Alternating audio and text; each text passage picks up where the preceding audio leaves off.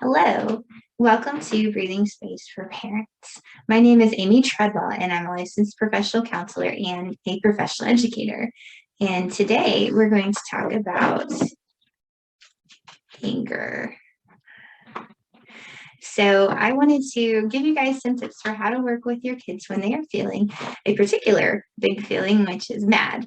So one thing I always want to encourage parents to normalize with their kids is that we all feel feelings and all of the feelings have a job to do, even the ones that can maybe cause us some consequences or get us in trouble sometimes when we do things that create problems.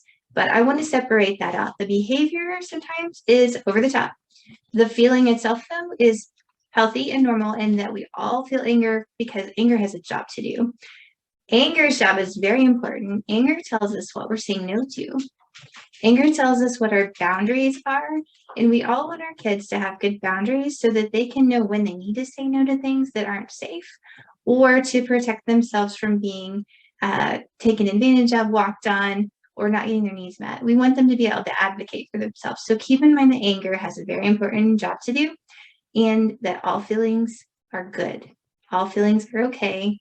We just might set some limits on what is okay to do when we're mad and what isn't. So one thing I talk to my kids about are anger rules. In some families, you might want to make your own anger rules for what's okay for your family. But in my therapy sessions with the kids, the anger rules are we don't hurt people, we don't hurt ourselves, and we don't break things on purpose. So, if you have other anger rules for your kiddos, something might be like, it's okay for you to be mad, but it's not okay for you to yell. Or it's okay for you to be mad, but it's not okay for you to swear. Whatever the rules are for your family, just maybe talk through those with your child in a moment of calm, and keep in mind that they're learning and they do learn by watching others. Another tip for dealing with anger is to remember that anger is a secondary emotion. So that means that there are often other feelings underneath anger.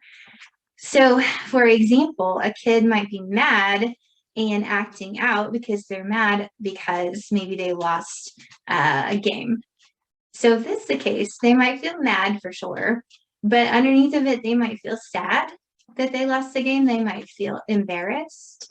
They might feel disrespected, or they might feel like a very vulnerable feeling like, I'm not good enough. And so if we can kind of scratch below the surface just a little bit and open some of that conversation up, sometimes it helps kids to know, oh, okay. And again, we would do that in a moment of calm, to know that it's not just anger. It's actually a lot of other things that are coming up underneath of it. And usually the bigger the anger, the more intense those other things are that are underneath the surface.